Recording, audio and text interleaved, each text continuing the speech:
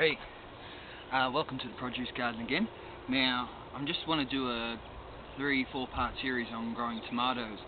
Now, tomatoes are really easy to grow, and in my eyes, probably one of the most rewarding plants you can grow, vegetables you can grow, fruits, I guess, technically, you can grow for tomatoes.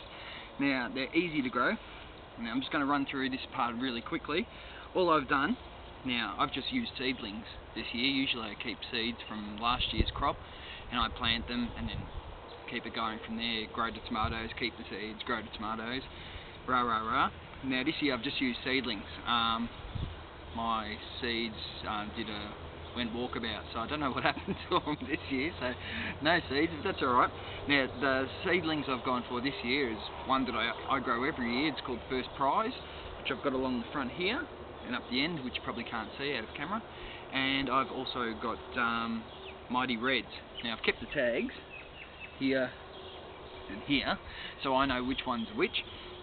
Now, obviously we've started off our garden bed, nice rich garden soil, lots of compost, lots of manure, mushroom compost, the compost from your own garden if you've got a compost bed, you composted green waste, etc. Cow manure, sheep manure, I use a lot of sheep manure as well. So I've dug all that in, so it's a nice rich soil. Now, again from there, all we've done, I've planted the seedlings. Now they look a bit average at the moment because we had a heavy frost the other night, which it's spring now, which is a bit unusual, but it did a bit of damage. But these will come back, that'll be fine.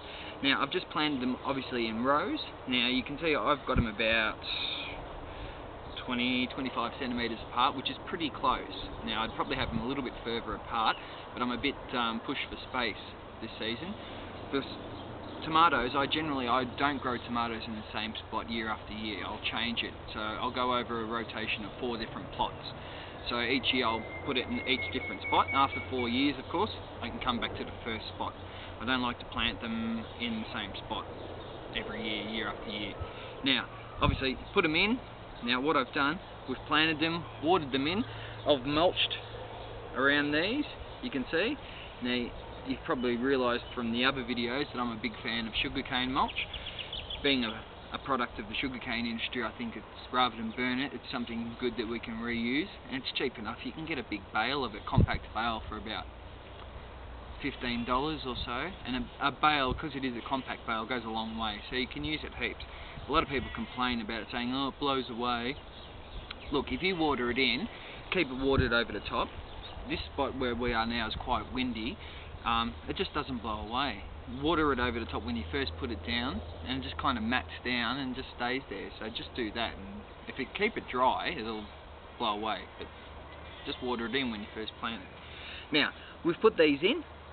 All I'm going to do is give them water until they start producing flowers. Now the main thing I want to do, there's a little dead bit there, I'll just knock off. Now the main reason I do that, just give them water, is because I want to kind of put them into a bit of a starvation mode. The plant will want to reproduce, the plant wants to produce flowers, produce fruit, but if you just give it water, it'll do it anyway. So these will grow probably to about so tall, and then they'll start producing flowers. Now when they start producing flowers, that's when we want to feed them, because we want to kind of trick the plant into thinking that it's going through a starvation spell. It'll still grow, it'll still produce flowers and fruit. Once it does that, then we feed it. So once we feed them, then the plant starts to think, well, the starvation period's over, we've got all this food, we want to reproduce, we want to keep growing, we want to have more tomatoes growing, so we'll produce as much fruit as we can while we've got the food, because the plant doesn't know how long the food's going to last for. So feed it then, and it'll produce more flowers, and you'll get more fruit. Now, this is just the part 1. I'm going to come back in about a month, or a bit less, and we're going to have part 2, and hopefully these will be a little bit taller, and they'll start producing flowers, and then we'll go through the whole process of fertilising them. Now, the other thing I should add too, I've put a soaker hose system in. I do hand water with water from the water tank, of course, being that we're in a drought, but soaker hoses are great if you have that, if you're able to, if your water restrictions allow you to use them. All I've done is just put it in alongside each plant, in rows of course, and I'll just turn it on, leave it on for half an hour or less, 15-20 minutes, a couple of times a week, and you should be right. I water these, hand water these twice a week, and they're fine. But like I said, they've got a bit of damage on them. I don't know if you can see from there, just from that cold, which was a bit of a bummer the other night. But we'll see how we go. I'll be back in a few weeks once they've started to flower, and we'll fertilise them, and then hopefully over that time we'll kind of go through. I want to go through the whole process of putting them in, to feeding them, fertilising them, to cultivating the fruit, and then we'll move into the kitchen and we'll go through some tomato recipes. I've planted heaps because I want a big glut of tomatoes, because I want to produce tomato sauce and things like that will last me for a good 6 months. So we'll go through all of that. Alright. Any questions, you can just email me. The email address is theproducegarden@yahoo.com.au. Thanks. I'll see you soon.